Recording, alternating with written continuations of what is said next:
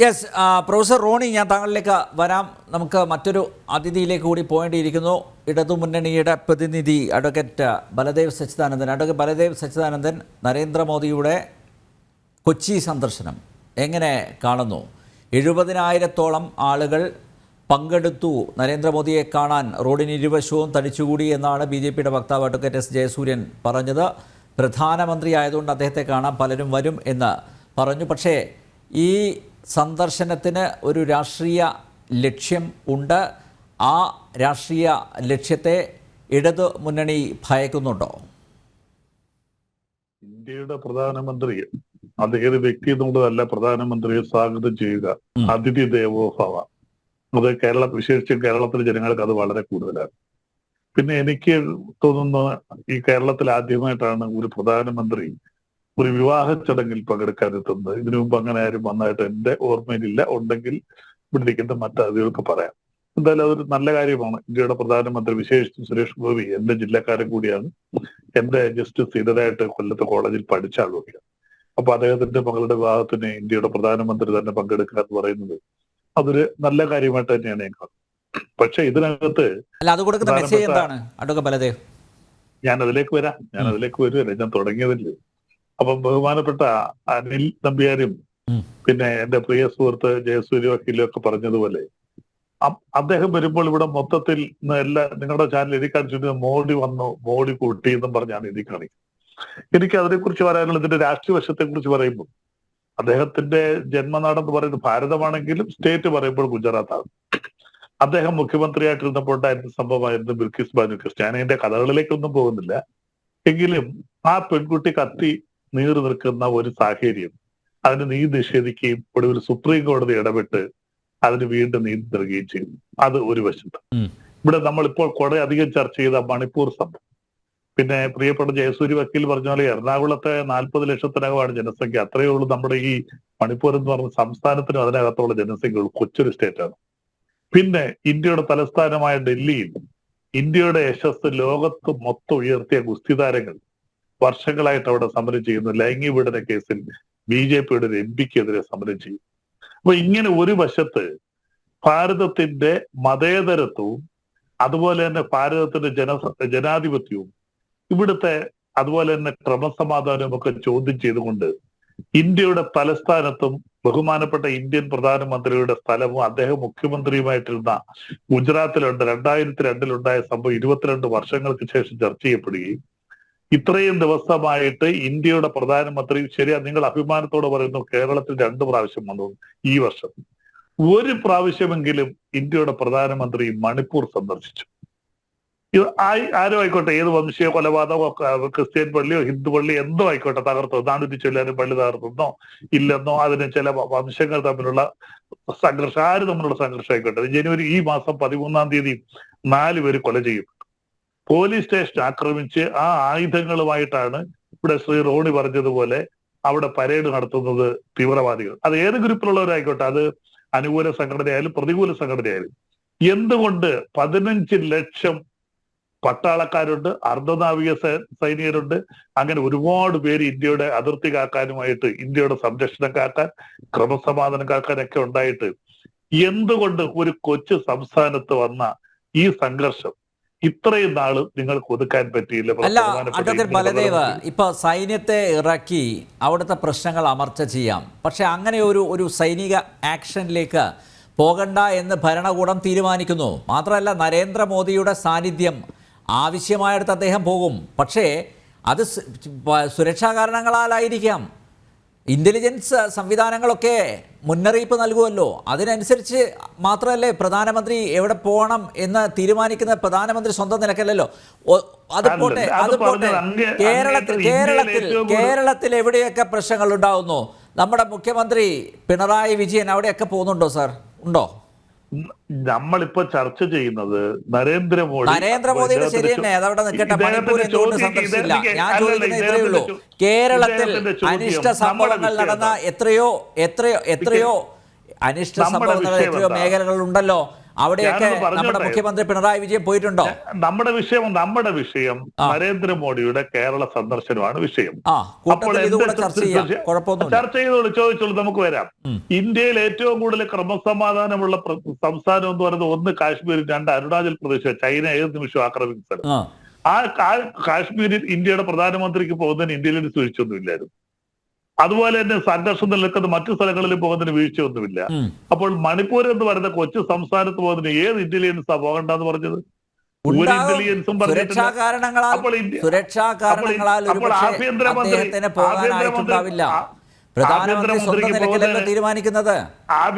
ആഭ്യന്തരമന്ത്രിക്ക് പോകുന്നതിന് സുരക്ഷാ വീഴ്ചയൊന്നും ഇല്ലായിരുന്നു അവിടെ. പ്രധാനമന്ത്രി നരേന്ദ്രമോദിക്ക് പോകുന്നത് അദ്ദേഹത്തെക്കാൾ കൂടുതൽ ഹോം അഫയേഴ്സ് കൈകാര്യം ചെയ്യുന്ന ആഭ്യന്തരമന്ത്രിയാണല്ലോ. എന്തിന് അദ്ദേഹം എത്രയോ ദിവസം കഴിഞ്ഞാണ് പാർലമെന്റിൽ അതിനെക്കുറിച്ച് ഒരു മിനിറ്റ് ഒന്ന് സംസാരിച്ചത്? അവിടെ മണിപ്പൂരിൽ എന്ത് നടക്കുന്നു എന്ന് പറയാൻ ഇന്ത്യൻ പ്രധാനമന്ത്രിക്ക് ഇന്ത്യയിലെ ജനതയോട് കേരളത്തിലെ ക്ഷമിക്കണം, രാജ്യത്തെ പ്രതിപക്ഷം അല്ലെങ്കിൽ ഇടത് കക്ഷികൾ അവർ ആഗ്രഹിക്കുന്ന സമയത്ത് പ്രധാനമന്ത്രി പ്രസ്താവന നടത്തണം, അങ്ങനെയൊക്കെ കരുതാമോ എന്ന് ഞാൻ പറഞ്ഞില്ലല്ലോ, എന്റെ നാക്കായിട്ട് മാറാറ്. ഞാൻ പറഞ്ഞില്ലല്ലോ, ഇന്ത്യയുടെ പ്രധാനമന്ത്രി ഇന്ത്യയിലെ ഒരു സംസ്ഥാനത്ത് ആയിരക്കണക്കിന് ജനങ്ങൾ കൊല ചെയ്യപ്പെടുമ്പോൾ, ക്ഷേത്രങ്ങളെയോ ആരുടെ ആയിക്കോട്ടെ, ഞാൻ അതിനെ ക്രിസ്ത്യൻ ഹിന്ദു ഒന്നും പറയുന്നില്ല, കൊള്ളയടിക്കപ്പെടുമ്പോൾ ജനങ്ങൾ തമ്മിൽ എന്തിനെ ജഡം പോലും ഇവിടെ ശ്രീ റോഡ് സാർ പറഞ്ഞതുപോലെ ജഡം പോലും സംസ്കരിക്കാൻ കഴിയാതെ മാസങ്ങൾ കഴിഞ്ഞ് വിട്ടുകൊടുത്ത്, അങ്ങനെ ഒരു സാഹചര്യം ഉണ്ടാകുമ്പോൾ രാജ്യത്തെ അഡ്രസ് ചെയ്യേണ്ട ഇന്ത്യൻ പ്രധാനമന്ത്രി അദ്ദേഹം ഒരു വാചകം പറഞ്ഞു. അദ്ദേഹം പരസ്യമായിട്ട് നാളിതുവരെ പറഞ്ഞില്ല, പാർലമെന്റിൽ ഒരു മിനിറ്റ് പറഞ്ഞു. അപ്പോൾ അദ്ദേഹം കേരളത്തിൽ വരുന്നത്, ഞാൻ തുടക്കത്തിൽ പറഞ്ഞല്ലോ, ഇന്ത്യയുടെ പ്രധാനമന്ത്രി കേരളത്തിൽ വരുന്നത് നമുക്ക് അഭിമാനമാണ്. നമ്മുടെ ഭാരതത്തിന്റെ പ്രധാനമന്ത്രിയാണ് അദ്ദേഹം. 4000 കോടി രൂപയുടെ പദ്ധതി ഒഴിവ് നമുക്കതിന്റെ ഗുണങ്ങൾ ഉണ്ടാകും. പക്ഷേ അതിനെ നിങ്ങൾ എത്ര രാഷ്ട്രീയമായിട്ട് കണ്ടാലും ഞങ്ങൾക്കൊന്നേ പറയാനുള്ളൂ, ഈ പരിപ്പ് കേരളത്തിൽ വേവില്ല നമ്പ്യാരെ. പിന്നെ അവിടെ 70,000 പേര് കൂടിയെന്ന് പറഞ്ഞു. എറണാകുളത്ത് ജനസംഖ്യ ഏകദേശം 40 ലക്ഷത്തിനടുത്ത് വരും. 22 ലക്ഷത്തിൽ കൂടെ അവിടെ വോട്ടർമാർ തന്നെയുണ്ട്. 21 വയസ്സ് 18 വയസ്സ് കഴിഞ്ഞ പിള്ളേർ തന്നെയുണ്ട്. അപ്പൊ അവിടെ ഈ 40 ലക്ഷത്തോളം ആൾ വരുന്നിടത്ത് 70,000 പേര് കൂടി എന്ന് പറഞ്ഞാൽ വലിയ ട്യൂബ് കത്തിച്ചിടുമ്പോൾ കുറച്ച് പക്ഷികൾ അങ്ങോട്ട് എടുക്കും, ഇച്ചിരി വലിയ ട്യൂബ് ഇപ്പുറത്തുണ്ടാകും, കുറച്ച് അങ്ങോട്ട് പോകും, വെട്ടം കുറയുമ്പോൾ അവിടെ നിന്ന് അങ്ങ് പോകും. അത് അതുപോലെയുള്ളൂ. ഇന്ത്യയുടെ പ്രധാനമന്ത്രി വരുമ്പോൾ സ്വാഭാവികമായിട്ട് ജനങ്ങൾ കൂടെ അതൊന്നും എതിരല്ല. ആ വന്നവരും ഒരു പക്ഷെ അവർ 70,000 BJP-കാരെന്ന് കൂട്ടിക്കും, അല്ലെങ്കിൽ നരേന്ദ്രമോദി അംഗീകരിക്കുന്നവരാണെന്ന് കൂട്ടിക്കും. ഇത് വോട്ടായിട്ട് മാറുമോ? വോട്ടായിട്ട് മാറത്തില്ല. കേരളത്തിലെ ജനങ്ങൾ വേണ്ട, തെക്കേ ഇന്ത്യ തന്നെ എടുക്ക. നിങ്ങളിപ്പോൾ പറയും, കുറെ കണക്കുകൾ പറയും, ബഹുമാനപ്പെട്ട ജയസൂര്യ ഞങ്ങൾക്ക് MP-മാർ ഇപ്പോഴും കൂടുതലുണ്ട്. തെക്കേ ഇന്ത്യയിൽ നിങ്ങൾ ഉണ്ടായിരുന്ന സംസ്ഥാനങ്ങൾ നിങ്ങൾ പോയില്ലേ? ആകെ ഭരിച്ചിരുന്ന കർണാടക സംസ്ഥാനം. തെക്കേ ഇന്ത്യൻ സംസ്ഥാനങ്ങളിൽ നിന്ന് BJP പരിപൂർണമായിട്ട് ഈ ലോക്സഭാ തെരഞ്ഞെടുപ്പോടുകൂടി ഇപ്പോൾ നിങ്ങൾക്ക് എത്ര സീറ്റുണ്ടോ അതും കൂടെ നഷ്ടപ്പെടുന്നുള്ള കാര്യങ്ങൾ, കുറച്ച് സീറ്റുള്ള കർണാടകത്തിലൊക്കെയാണ്. ആ സീറ്റുകളിലൂടെ നിങ്ങൾക്ക് നഷ്ടപ്പെടാൻ പോകുന്ന ഒന്ന്. പിന്നീട് ഇപ്പോൾ ഒരു 10-15 ദിവസമായിട്ട് പല ചാനലിലും ചർച്ചയ്ക്ക് പോകുമ്പോൾ ഞാൻ കേൾക്കുന്ന ഒരു വാചകമുണ്ട്. എന്താ? ഞങ്ങൾ ഇത്രായിരം കിലോമീറ്റർ ഹൈവേ പണിഞ്ഞു, ഇത്രായിരം കിലോമീറ്റർ റോഡ് പണിഞ്ഞു, ഞങ്ങൾ 145 ഞാനെന്ന് പറഞ്ഞോട്ടെ, എയർപോർട്ട് പണിഞ്ഞു, ഞങ്ങൾ ഒത്തിരി കക്കൂസ് പണിഞ്ഞു, ഞങ്ങൾ ഇതൊക്കെയാണ്. നിങ്ങൾ തിരിച്ച് ഞാനൊന്ന് ചോദിച്ചോട്ടെ, ഈ 2014 അധികാരത്തിൽ വരുന്നതിന് മുമ്പ് തിരുവനന്തപുരത്ത് കാളവണ്ടിക്കകത്ത് കെട്ടിക്കൊണ്ട് ഡീസലിനും പെട്രോളിനും 63 രൂപയും 63 രൂപ വിലയുള്ളപ്പോൾ കാളവണ്ടി കെട്ടിവലിച്ചായിരുന്നു ഇപ്പോഴത്തെ BJP-യുടെ സംസ്ഥാന പ്രസിഡന്റൊക്കെ. അന്ന് അന്തർദേശീയ തലത്തിൽ 117 രൂപ. കേരളത്തിലെ വിലക്കയറ്റം പോലും പിടിച്ചു നിർത്താൻ പറ്റാത്ത ഒരു ഭരണകൂടത്തിന്റെ ഭാഗമായിട്ടുള്ള അല്ലെങ്കിൽ ഇടതുമുന്നണി സംവിധാനത്തിന്റെ ഭാഗമായിട്ടുള്ള അഡ്വക്കേറ്റ് ബലദേവ്, താങ്കൾ ഇത് പറയുന്നത് കേൾക്കുമ്പോൾ താങ്കളോട് സഹതാപമാണ് തോന്നുന്നത്. ഒരു കാര്യമുണ്ട്, കേരളത്തിലെ വിലക്കയറ്റം പോലും പിടിച്ചു നിർത്താൻ പറ്റുന്നില്ല. ഇതിപ്പോ സംസാരിക്കുന്നത് BJP-ക്ക് വേണ്ടി സംസാരിക്കാൻ ജയസൂര്യ, പക്ഷേ എന്നാലും ഒരു മാധ്യമപ്രവർത്തകൻ എന്നുള്ള നിലയിൽ യാഥാർത്ഥ്യങ്ങളെ തുറന്നു പറയണല്ലോ. അവതാരകൻ പഞ്ചമുച്ചാടക്കിയിരിക്കണമെന്നൊന്നും എവിടെയും പറഞ്ഞിട്ടില്ല. അങ്ങനെ ഒരു അലിഖിത നിയമമൊന്നുമില്ല. ഞാൻ പറയേണ്ടത് പറയും. കേരളത്തിലെ വിലക്കയറ്റം പോലും പിടിച്ചു നിർത്താൻ പറ്റാത്ത ആളുകളാണ്. മാത്രമല്ല, പൊതുവിപണിയിൽ ഇടപെടാൻ പറ്റുന്നുണ്ടോ? സപ്ലൈകോ, ഞാനൊന്ന് പറയട്ടെ, പാളീസായില്ലേ അഡ്വക്കേറ്റ് ബലദേവ്? ഞാനൊന്ന് പറയട്ടെ, ഈ കേരളത്തിൽ ഓരോ സാധനങ്ങൾക്കും വില കൂടുന്നെങ്കിൽ അതിന്റെ കാരണം കേന്ദ്രമാണ്. കാരണം ഞാൻ പറയട്ടെ നമ്പ്യാരെ, ചിരിച്ചു കളയാതെ, ഇവിടുത്തെ ഡീസലിനും പെട്രോളിനും ഒക്കെ വില കൂടിയാൽ ഇവിടെ കേരളത്തിൽ സാധനം കൊണ്ടിരുന്നത് എവിടുന്ന? തമിഴ്നാട്ടിൽ നിന്ന് സാധനം കൊണ്ടുവരുന്നു. അന്ന് 63 രൂപ ഡീസലിന്, 120 രൂപ പെട്രോളിന്. ലൈലാൻഡ് ലാറിക്കാരന് ഇരട്ടി കാശ് കൊടുക്കണം. മറ്റ് സംസ്ഥാനങ്ങളിൽ അത് പണ്ട് ഇവിടെ കേരളത്തിലെ ഒരു മന്ത്രി ചോദിച്ചു, ഞാൻ അതിന് മറുപടി പറഞ്ഞാൽ എനിക്കൂടെ നാണക്കാട്. ഒരു മന്ത്രി പറഞ്ഞൊരു വാചകമുണ്ട്, ഡീസലിനും പെട്രോളിനും വില കൂടിയാൽ നമുക്കെന്തോ കുഴപ്പമുണ്ട്. ഡീസലിനും പെട്രോളിനും വില കൂടിയാൽ കേരളത്തിലെ ഉപ്പ് തൊട്ട് കർപ്പൂരം വരെയുള്ള എല്ലാ സാധനങ്ങൾക്കും വില കൂടും. ഒരു ബോട്ടിൽ പോകുന്ന തൊഴിലാളിക്ക് അറിയാമോ, നീണ്ടായിരുന്ന പോകുന്ന തൊഴിലാളിക്ക് കേന്ദ്രത്തെ ഇങ്ങനെ കുറ്റപ്പെടുത്തുന്ന കേന്ദ്രം സഹായിച്ചില്ല അല്ലെങ്കിൽ മറ്റേ ഡീസൽ പെട്രോൾ വിലവർദ്ധനവ് കാരണമാണ് ഇങ്ങനെയൊക്കെ സംഭവിക്കുന്നത് താങ്കൾ ഇങ്ങനെ ഈ അന്തം കമ്മികളെ പോലെ ബിഹേവ് ചെയ്യാൻ. ഞാനൊന്ന് പറയട്ടെ, പെട്രോൾ ഉൽപ്പന്നങ്ങൾക്ക് വില കൂടിയാൽ എല്ലാ സാധനങ്ങൾക്കും വില കൂടും. ബസ് ചാർജ് കൂടുന്നത് എങ്ങനെ? ഒരു ബസ്സിന് ശരാശരി 60 ലിറ്റർ ഡീസൽ വേണം. 60 രൂപ ഡീസൽ അടിച്ചുകൊണ്ടിരുമ്പോ 100 രൂപയ്ക്ക് അടിക്കുമ്പോൾ അവർ ഒരു അഴിമതിയും ദൂർത്തുമായിട്ട് പോകുന്ന ഒരു സർക്കാരിന്റെ പ്രതിനിധി എന്ന നിലയിൽ സംസാരിക്കുന്ന താങ്കൾ കുറെ കൂടി സെൻസിബിൾ ആയിട്ട് കാര്യങ്ങൾ അവതരിപ്പിക്കുക പ്ലീസ്. തീർച്ചയായിട്ടും സാധനങ്ങൾക്ക് വില കൂടുന്നത് പെട്രോൾ ഇവിടെ ദൂർത്തും അഴിമതിയാണ് നടക്കുന്നത്, നാട്ടുകാർക്ക് മൊത്തം അറിയാം. കേരളത്തിന്റെ GDP-യുമായിട്ട് കൂടുമ്പോൾ നിങ്ങൾ ഈ പറയുന്ന ദൂരത്തുകളെല്ലാം കൂടെ സഹകരണ ബാങ്ക് കൊള്ളാം. ഇപ്പൊ ഇതാ ഒരു മന്ത്രിക്കെതിരെ പോലും ആക്ഷേപം ഉയർന്നിരിക്കുന്നു. എന്നിട്ടാണ് വലിയ മാന്യന്മാരായിട്ട് മന്ത്രിക്ക് എന്താ അറസ്റ്റ് ചെയ്യാത്ത? എന്തൊരു നാണക്കേട്! അതൊന്ന് ചർച്ച ചെയ്ത എന്തൊരു നാണക്കേടാ. ജയസൂര്യ ഒക്കെ ഇരിപ്പുണ്ടല്ലോ, ഇവര് പറയുന്നത് ഞങ്ങൾ രാജീവിന് നോട്ടീസ് കൊടുക്കുന്നു, AC നോട്ടീസ്, എന്ത് കാര്യത്തിന് നിങ്ങൾ നോട്ടീസ് കൊടുക്കുന്നത്? കള്ളപ്പണാണ് ഈ ബാങ്കുകളിൽ നിന്നൊക്കെ കൃത്യമായിട്ട് കോടതിയെ ധരിപ്പിച്ചിട്ടുണ്ടല്ലോ. പറയുന്നതല്ല, നിങ്ങൾ എന്താ ഇവരെ ആരെങ്കിലും അറസ്റ്റ് ചെയ്യാത്ത? എന്തുകൊണ്ട് പറ്റുന്നില്ല? നിങ്ങളുടെ ആഗ്രഹം അതാണ്, എത്രയും പെട്ടെന്ന് അറസ്റ്റ് ചെയ്യണം.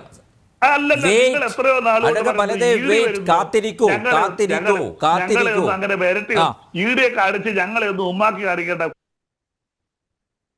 BJP-യുടെ 18 സംസ്ഥാനം കൊണ്ട് ബാക്കി 10 സംസ്ഥാനങ്ങളിലല്ല നിങ്ങൾ ഈടിയൊക്കെ അടിച്ച്. നിങ്ങളുടെ ഈ 18 സംസ്ഥാനത്തെ അഴിമതി ഒന്നുമില്ല. ഞാൻ പറയണോ, കോടാനുകോടി രൂപയുടെ അഴിമതി ഈ 18 സംസ്ഥാനങ്ങളിൽ, മധ്യപ്രദേശ് ഉൾപ്പെടെ ലോകത്തിലെ ഏറ്റവും അഴിമതി.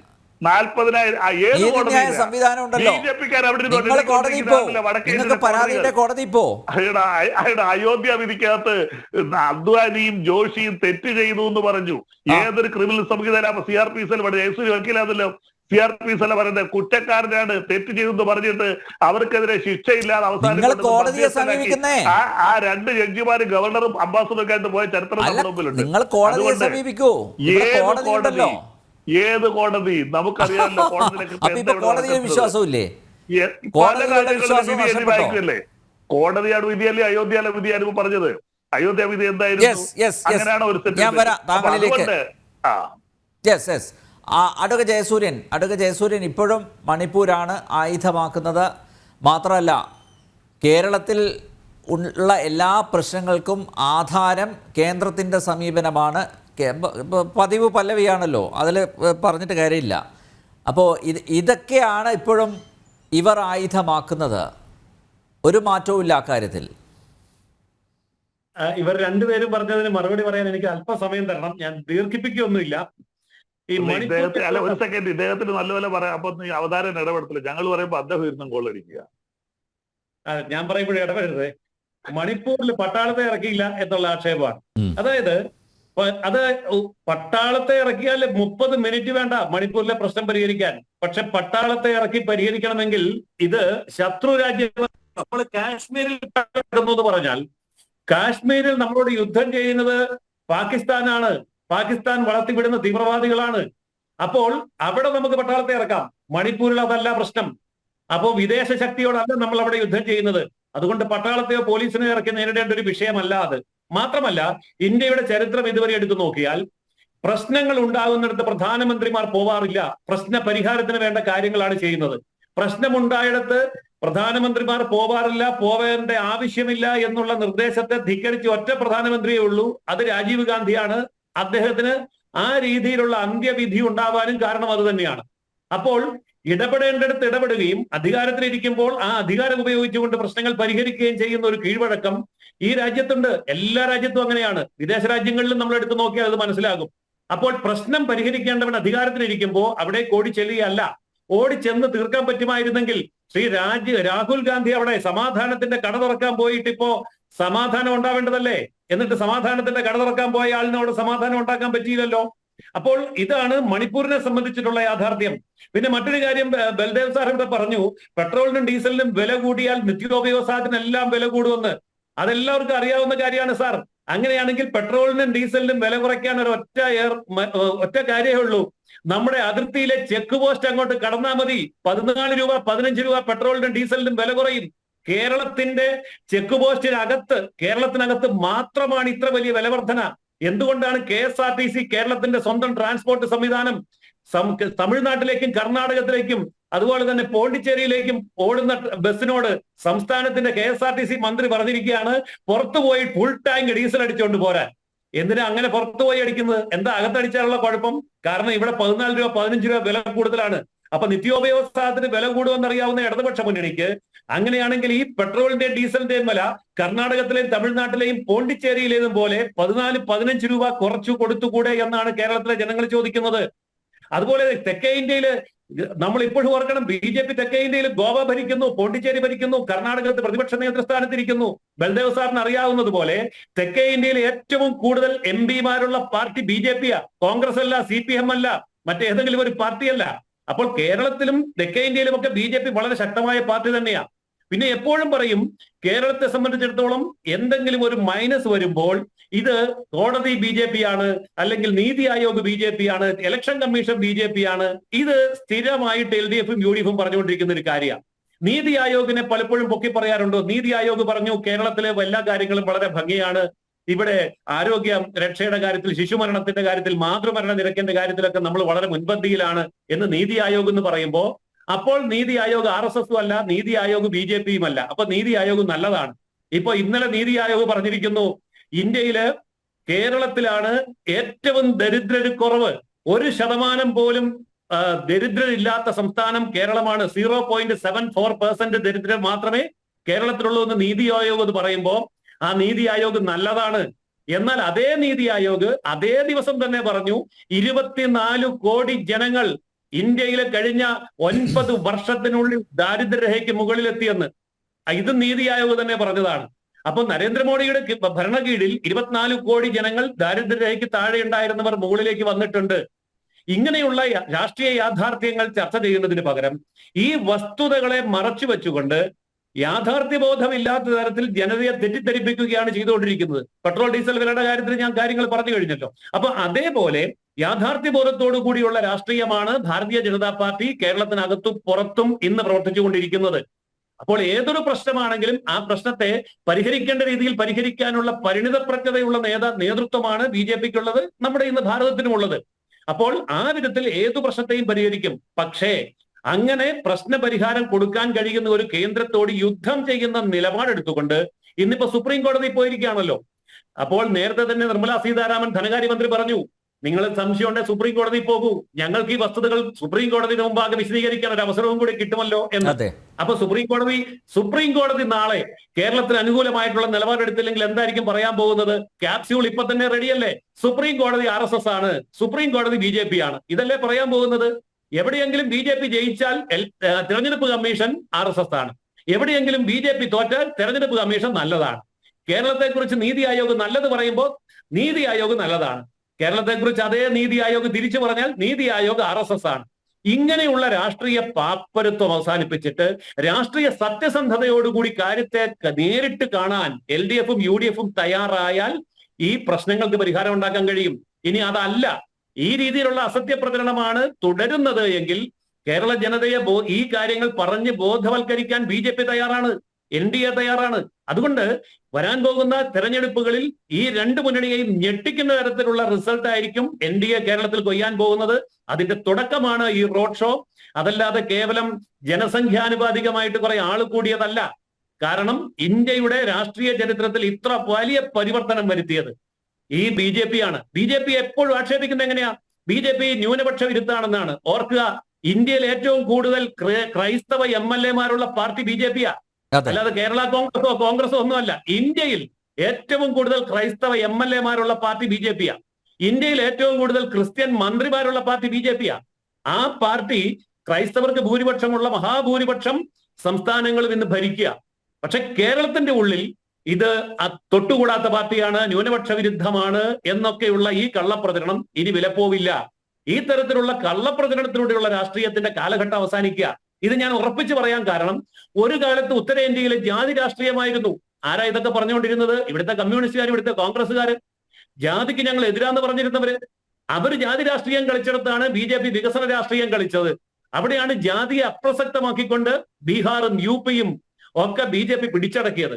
അതുകൊണ്ട് ഇന്ത്യൻ രാഷ്ട്രീയത്തിൽ ജാതി രാഷ്ട്രീയത്തെ അവസാനിപ്പിക്കാൻ BJP-ക്ക് സാധിച്ചുവെങ്കിൽ, ഇതേപോലെയുള്ള ജാതി മത ഭിന്നത വളർത്തിക്കൊണ്ടുള്ള രാഷ്ട്രീയ വോട്ട് ബാങ്കുകളെ പ്രീണിപ്പിക്കുന്ന കോൺഗ്രസ് കമ്മ്യൂണിസ്റ്റ് രാഷ്ട്രീയത്തെ അവസാനിപ്പിക്കാനും ഭാരതീയ ജനതാ പാർട്ടിക്ക് സാധിക്കും. ജനങ്ങൾ BJP-യോടൊപ്പം നിൽക്കും. അതിന്റെ തുടക്കമാണ് ഇന്നത്തെ റോഡ് ഷോയില് എറണാകുളത്ത് കണ്ടത്. അതിനെ എങ്ങനെ വ്യാഖ്യാനിച്ചാലും കേരളീയ ജനത അത് മനസ്സിലാക്കി കഴിഞ്ഞു എന്നുള്ളതാണ് സത്യം. യെസ്, അത് തന്നെയല്ലേ പ്രൊഫസർ റോണി സത്യം. ഇപ്പോൾ നോക്കൂ, ഇന്ത്യ സഖ്യം ഐക്യമില്ല എന്ന് അനുദിനം തെളിയിച്ചുകൊണ്ടിരിക്കുകയാണ്. പല നിലപാടുകളാണ്, വ്യത്യസ്തമായിട്ടുള്ള രാഷ്ട്രീയ നിലപാടുകൾ സ്വീകരിക്കുന്നു. ഒരു കുടക്കീഴിൽ ഈ ഘടകകക്ഷികളെയൊക്കെ കൊണ്ടിരുത്താൻ പോലും സാധിക്കുന്നില്ല നേതൃത്വത്തിന്. ആരായിരിക്കണം അതിൻ്റെ നേതാവ്, ആര് നയിക്കണം എന്ന കാര്യത്തിൽ പോലും തർക്കം. ഇപ്പോൾ കോൺഗ്രസ് നേതാക്കന്മാർ പോലും ആ പാർട്ടി വിട്ട് BJP-യിലേക്ക് വന്നുകൊണ്ടിരിക്കുകയാണ്. ഇപ്പോൾ നോക്കൂ, നരേന്ദ്രമോദി എന്ന ഒരു വികാരം ഈ കൂടുതൽ ആത്മവിശ്വാസം നൽകുന്നു BJP ക്യാമ്പിൽ. അത് തന്നെയാണ് ഇന്ന് കേരളം സന്ദർശിച്ചപ്പോൾ, കൊച്ചിയിലെത്തിയപ്പോൾ അവിടെ നമ്മൾ ഈ വികാരം അണപൊട്ടി ഒഴുകിയതും മോദിക്ക് വേണ്ടി ജയ്വിളികൾ മുഴക്കിയതും ഒക്കെ അതിൻ്റെ ഭാഗമായിട്ട് തന്നെ കാണണ്ടേ? കാരണം കേരളം കൂടി മാറുന്നു. കേരളത്തെ മാറ്റാനുള്ള, അല്ലെങ്കിൽ ദക്ഷിണേന്ത്യയെ മാറ്റാനുള്ള ആ ഒരു അജണ്ടയുമായിട്ട് തന്നെയല്ലേ മോദി വന്നിരിക്കുന്നത്? അതിൽ സംശയമുണ്ടോ കോൺഗ്രസിന്? ഞാൻ ചർച്ചയുടെ ആദ്യം തന്നെ ഞാൻ ഒരിക്കൽ കൂടി മണിപ്പൂർ വിഷയം വലിച്ചു നീട്ടിക്കൊണ്ട് പോകുമല്ല, ഒരു പരാമർശത്തിന് മാത്രം മറുപടി പറയേണ്ടതുണ്ട്. മണിപ്പൂരിൽ പട്ടാളം ഇറങ്ങിയിട്ടില്ല എന്ന് പറയുന്നുണ്ട്, പക്ഷെ അത് തെറ്റാണ്. മണിപ്പൂരിൽ ആസാം റൈഫിൾസ് ഉണ്ട്. പക്ഷെ ആസാം റൈഫിൾസിന്റെ കൺമുമ്പിലാണ് ഈ സ്ത്രീകളെ ക്രൂരമായി റേപ്പ് ചെയ്യപ്പെടുകയും കൊല ചെയ്യപ്പെടുകയും ആളുകൾ തമ്മിൽ അങ്ങോട്ടും ഇങ്ങോട്ടും തല്ലിക്കൊല്ലുകയും ഒക്കെ ചെയ്യുന്നത്. ആസാം റൈഫിൾസ് തിരിച്ചു പോകണമെന്ന് ആവശ്യപ്പെട്ടുകൊണ്ട് അവിടെ മെയ്തേയ് വനിതകൾ വലിയ സമരം നടത്തിയതൊക്കെ നമ്മൾ കണ്ടു. അവരവിടെ നിഷ്പക്ഷമായി ഇടപെടുവാൻ ശ്രമിച്ചപ്പോൾ എന്ത് ചെയ്തു? മെയ്തേയ് വനിതകൾ അവിടുത്തെ ഭരണകൂടത്തിന്റെ ഒത്താശയോടുകൂടി വിവസ്ത്രരായി പ്രതിഷേധിക്കുന്ന ഒരു സമീപനം അവിടെയുണ്ട്.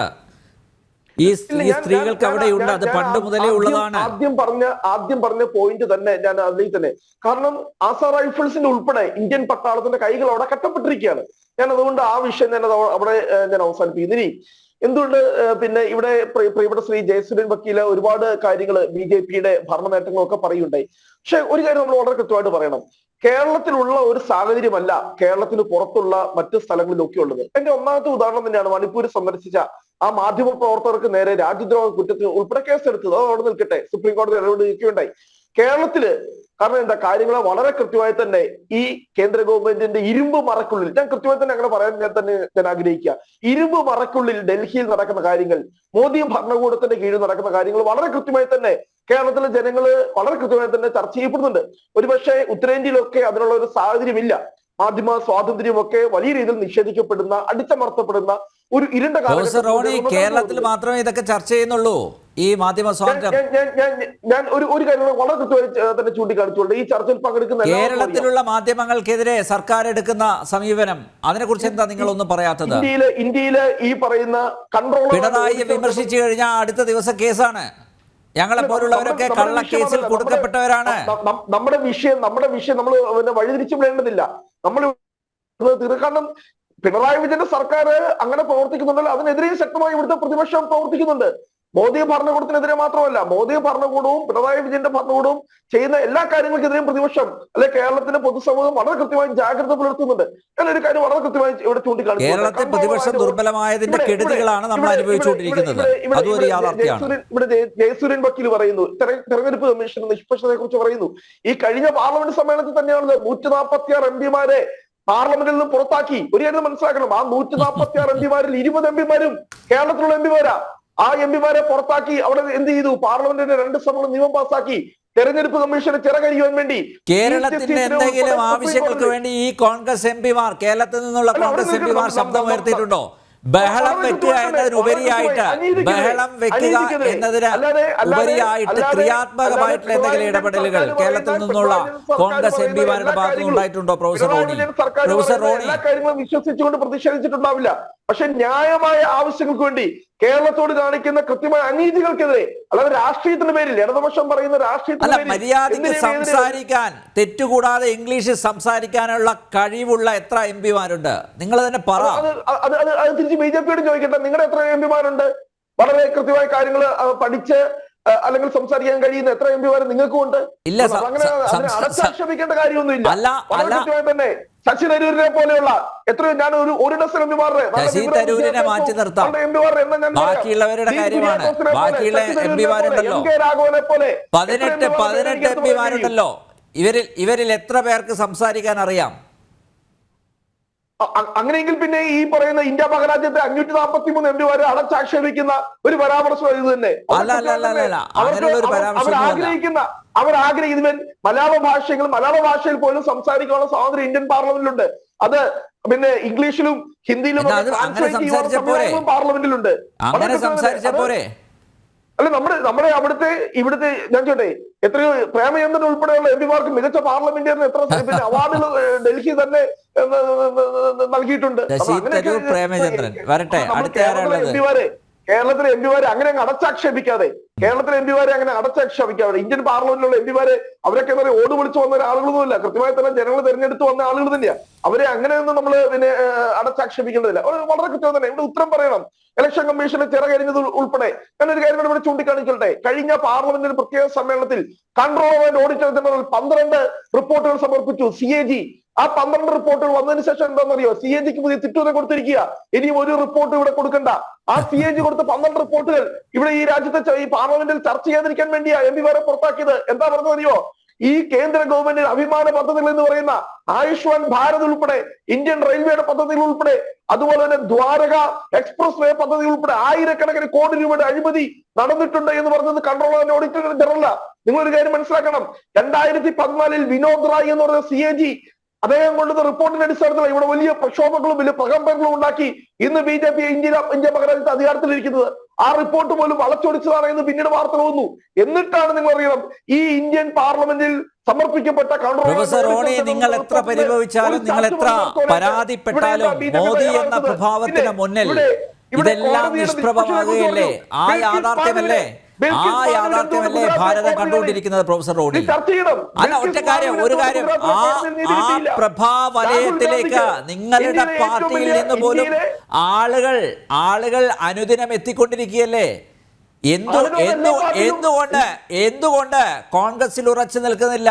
ഞാൻ വീണ്ടും പറയുകയാണ്, ഇന്ത്യ എന്ന സഖ്യം, ആ സഖ്യത്തിന് പോലും നിങ്ങൾക്ക് ആ എല്ലാ കക്ഷികളെയും ഒരുമിപ്പിച്ച് നിർത്താൻ സാധിക്കുന്നുണ്ടോ? പലരും പല അഭിപ്രായങ്ങളും പറയുന്നു. മമതാ ബാനർജി ഒരു നിലപാടെടുക്കുന്നു, മറ്റുള്ളവർ വേറൊരു നിലപാടെടുക്കുന്നു. നിങ്ങൾക്ക് ഒറ്റക്കെട്ടായി ഇവരെയൊക്കെ നിർത്താനുള്ള കെൽപ്പ് പോലുമില്ല. അങ്ങനെയുള്ളവരാണ് നരേന്ദ്രമോദിയെ കുറ്റപ്പെടുത്തുന്നത്. ഇന്ത്യ സഖ്യത്തെ കുറിച്ചുള്ള BJPയുടെ ആശങ്കകളും ആകുലതകളും ഒക്കെ ഞങ്ങൾ വളരെ കൃത്യമായി മനസ്സിലാക്കുന്നുണ്ട്. 28 പാർട്ടികൾ ഒറ്റ പ്ലാറ്റ്ഫോമില. നിങ്ങൾ പരിശോധിക്കുക, നാളെ ചണ്ഡീഗഡിലെ മേയർ ഇലക്ഷന് ആം ആദ്മി പാർട്ടികളും ചേർന്ന് കേരളത്തിൽ ഒന്നിച്ച് മത്സരിക്കുമോ? കാരണം ഞങ്ങൾക്ക് BJP ഇവിടെ ഒന്നുമല്ല, ഞങ്ങളുടെ പ്രസക്തിയല്ല. BJP എന്നുള്ള പാർട്ടിയെ ഞങ്ങൾ കാര്യഗൗരവമായി എടുത്തിട്ടില്ല. ഞങ്ങൾ വളരെ കൃത്യമായി തന്നെ ഇന്ത്യ മുന്നണി ഇവിടെ തീരുമാനം എന്ന് പറയുന്നത് ഈ BJP പ്രസക്തമല്ലാത്ത സംസ്ഥാനങ്ങൾ ഞങ്ങൾ പരസ്പരം മത്സരിക്കും. അതിനകത്ത് ഞങ്ങൾക്ക് ഇവിടെ BJP എന്ന് പറയുന്ന ഒരു പ്രൊഫസർ റോണി, അതൊരു രാഷ്ട്രീയ കാപട്യല്ലേ? നിങ്ങളെ ഈ വാളയാർ ചുരത്തിന് അപ്പുറം നിങ്ങൾ ഒറ്റക്കെട്ടാണ്. ഇവിടെ നിങ്ങൾ തമ്മിൽ പരസ്പരം കലഹിക്കുന്നു, തമ്മിലടിക്കുന്നു, ജനങ്ങളെ കബളിപ്പിക്കല്ലേ ഇതൊക്കെ? ഇവിടെ തമ്മിലടിപ്പിക്കുകയൊന്നുമില്ല. ഞങ്ങൾ കൃത്യമായി ഇന്ത്യ മുന്നണിയുടെ രാഷ്ട്രീയം വളരെ വ്യക്തമാണ്. ഇന്ത്യ മുന്നണിയുടെ രാഷ്ട്രീയം എന്ന് പറയുന്നത് BJP ചെറുക്കുക എന്ന് പറയുന്നത്. BJP ശക്തമല്ലാത്ത ഇടങ്ങളിൽ ഞങ്ങൾക്ക് നിങ്ങൾ ചെറുക്കേണ്ട കാര്യമില്ല. ഞങ്ങളുടെ രാഷ്ട്രീയം, ഞങ്ങളുടെ അജണ്ട എന്ന് പറയുന്നത് BJP പരാജയപ്പെടുത്തുക, അതിനുവേണ്ടി ഒന്നിച്ചു പോവുക. BJP ശക്തമല്ലാത്തടത്ത് ഞങ്ങൾക്ക് ഒന്നിച്ചു പോകേണ്ട യെസ്, കാലിനടിയിലുള്ള മണ്ണ് കൂടുതൽ ഒലിച്ചു പോവാതെ നോക്കുക. കോൺഗ്രസിനോട് അതേ പറയാനുള്ളൂ. യെസ്, അഡ്വക്കേറ്റ് ബലദേവ്, താങ്കൾ ഉന്നയിച്ച വിഷയങ്ങളിൽ അഡ്വക്കേറ്റ് ജയസൂര്യൻ കൃത്യമായ വിശദീകരണം നൽകി എന്നാണ് ഞാൻ കരുതുന്നത്. ഒരു കാര്യം കൂടി എനിക്കറിയേണ്ടതുണ്ട്. ഇന്ന് സ്വീകരിക്കാൻ പോയല്ലോ നരേന്ദ്രമോദിയെ മുഖ്യമന്ത്രി പിണറായി വിജയൻ. ഇന്നും പഴയതുപോലെ ഇങ്ങനെ ചേർത്ത് പിടിച്ചിട്ടുണ്ട്, എന്തോ സങ്കടം പറഞ്ഞിട്ടുണ്ട് എന്നാണ് ആ ദൃശ്യത്തിൽ നിന്ന് മനസ്സിലാവുന്നത്. എന്തായിരിക്കാം അത്, അഡ്വക്കേറ്റ് ബലദേവ്? പ്രധാനമന്ത്രി ഇപ്പൊ ഞാൻ തുടക്കത്തിലെ പറഞ്ഞല്ലോ, അതിഥി ദേവോഭവ, മുഖ്യമന്ത്രി സ്വീകരിക്കാൻ വേണോ, അതല്ലേ അദ്ദേഹത്തിന്റെ മാന്യത. ഇനി ഞാനത് പറഞ്ഞോട്ടെ. പിന്നെ റോണി സാർ പറയേണ്ട കാര്യങ്ങളായിരുന്നു. പ്രിയങ്ക ഗാന്ധി വടക്കേ ഇന്ത്യയിൽ ഒരു യോഗത്തിൽ പറഞ്ഞൊരു വാചകമുണ്ട്, ഹമാര പ്രൈം മിനിസ്റ്റർ കയർ ഹേ, ഇന്ത്യൻ പ്രധാനമന്ത്രി ഭീരുവാണ്. അത് ജയസൂര്യ വക്കീല് ഇവിടെ സംഭവിച്ചിരിക്കുന്നു. കാര്യം, ഇന്ത്യയിലെ ഏറ്റവും വലിയ ഭീകരാക്രമണം കാശ്മീരിൽ നിന്നും ആയിരുന്നില്ല, സിഖ് ഭീകരായിരുന്നു. അത് ശ്രീമതി ഇന്ദിരാഗാന്ധി പ്രധാനമന്ത്രിയായിരുന്നു ബ്ലൂ സ്റ്റാർ ഓപ്പറേഷനോട് പറഞ്ഞു വിട്ടുകൊണ്ട് അവരുടെ ജീവിതം തന്നെ കൊടുക്കേണ്ടി വന്നു. ആ ഓപ്പറേഷൻ നേതൃത്വം കൊടുത്ത കൂട്ടക്കൊലയെ ന്യായീകരിക്കുകയാണോ നിങ്ങൾ? സിഖ് പിന്നെ ഭീകരന്മാരെ ന്യായീകരിക്കുകയാണോ? സിഖ് കൂട്ടക്കൊലയല്ല, സിഖുകാരെ നടത്തിയതിനെ ന്യായീകരിക്കുന്നു. അനിൽ നമ്പ്യാർ പറയുന്നത് തെറ്റിദ്ധരിച്ചു. അനിൽ നമ്പ്യാർ സിഖ് കൂട്ടക്കൊല എന്ന് പറഞ്ഞാൽ ഇന്ദിരാഗാന്ധിയെ കൊല ചെയ്തതിനു ശേഷം ഡൽഹിയിൽ നടന്നതാണ് സിഖ് കൂട്ടക്കൊല. ഇത് മനസ്സിലായി. അത് അവിടെ സിഖ് കൂട്ടക്കൊലയല്ല.